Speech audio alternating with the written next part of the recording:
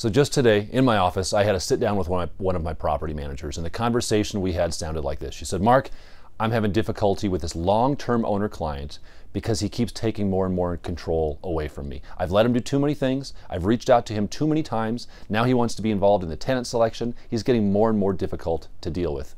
What do I do?" Well, how do we handle those situations? So here's a couple pieces of guidance on dealing with difficult owner clients. Now, number one, ideally, we want to set clear expectations at the beginning. And that's how I brought this conversation back to my property managers, as I said, okay, well, the next time you're talking to a new prospective owner, let's set these things in stone to begin with. Setting clear expectations, not being so desperate for the account that you're willing to say yes to anything they ask, but you're setting those expectations on the front end that you are the expert and that you are in charge. Now, a couple ways you can do that is by defining the scope of services in your property management agreement. For example, you want to have clauses that address things like this in your property management agreement. Number one, you, and when I say you, I mean you, the property manager, you are taking care of the maintenance, not the owner. You are selecting the tenant, not the owner. Also include a list of things that are not included in the scope of normal property management services, outline those things, and talk about a cost for those things. The point is to make sure that they know you are in charge. When they give you the keys, they must also give you authority.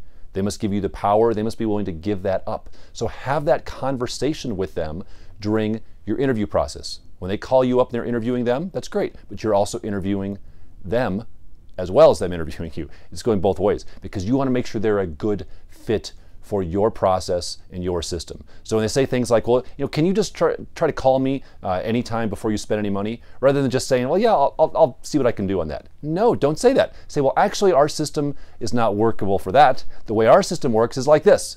We do the maintenance issues, we call you after the fact. So don't be afraid to say no. You've got to set clear expectations on the front end because you're saving yourself a lot of future headaches on that. By the way, if you want more information on how to do that, check out our video number 2, 4 questions for prospective owner client.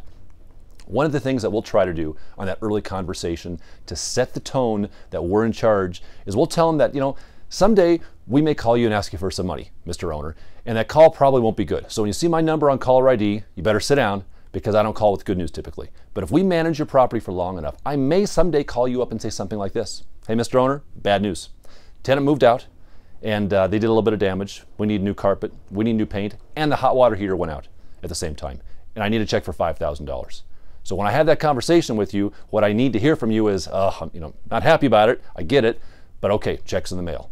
So have that conversation with them and see how they react. And if they immediately get angry and mad and say, well, that better never happen, well, it might happen someday, versus them saying, well, yeah, I hope it doesn't, but okay, right? Tell them kind of the worst case scenario.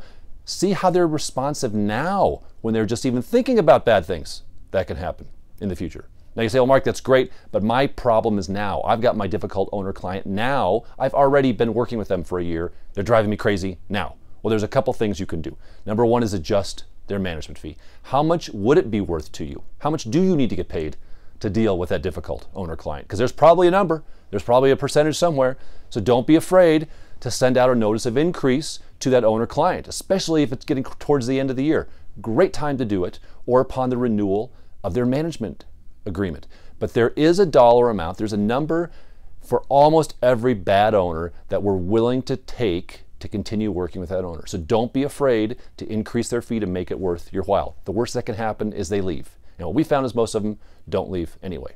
But when you've given them too much authority, when you've let the rope out too far, trying to pull that rope back on an owner client is almost impossible. It really, really is. So really, you've either got to allow it the way it is and increase the management fee, or fire the client. Just get rid of them. I have never talked to a property manager, never talked to a property manager who fired a client and regretted firing that client. Never happened. If it happened to you, let me know, but I don't think it ever has. Sometimes you've got to make that difficult decision, fire that client. We've got some guidance on that. Check out video number 1, how to fire a bad PM owner client, because there's ways of doing it well. But it's so hard to bring back a client. It's so hard to convince them to give you control after you've given it up to them. So start early on the process. Make sure that you're in control of the situation, that when they give you the keys, they're giving you the control.